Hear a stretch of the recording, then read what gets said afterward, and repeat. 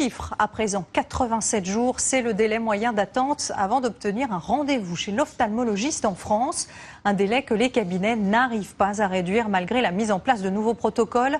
La télémédecine est par exemple en expérimentation en Isère. Regardez ce reportage d'Isabelle Marc et Vincent Piron.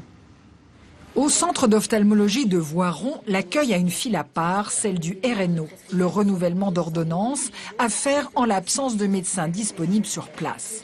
Le rendez-vous a été pris en ligne en quelques jours et c'est une orthoptiste habilitée à faire des bilans visuels qui fait les examens et les transmet immédiatement. Toutes nos imageries sont centralisées via le logiciel et le médecin va pouvoir recueillir les données. On va pouvoir tout de suite analyser. Ce sont les mêmes mesures qu'en cabinet classique, sauf que l'ophtalmologiste est à 30 km, à Grenoble. C'est lui qui valide le dossier reçu en temps réel, sans risque de passer à côté d'une urgence. Ce protocole-là est réservé aux patients qui n'ont pas de pathologie, qui n'ont pas de maladie oculaire.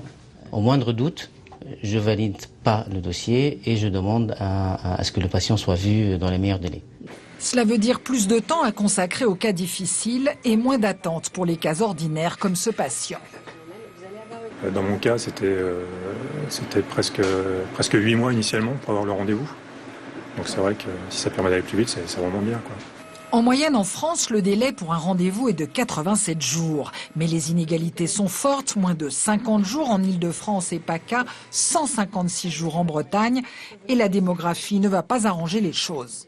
Petit à petit, les médecins, notamment les ophtalmologistes, partent en retraite et il y a donc de moins en moins de médecins et de plus en plus de demandes, puisque avec le vieillissement de la population, il y a une demande qui est en forte croissance de bilan de la vue. À raison de 40 patients en une journée, ce renouvellement d'ordonnance vise à désengorger les consultations. Il est encore expérimental, mais pourrait bien s'étendre à toute la France l'an prochain. Et puisque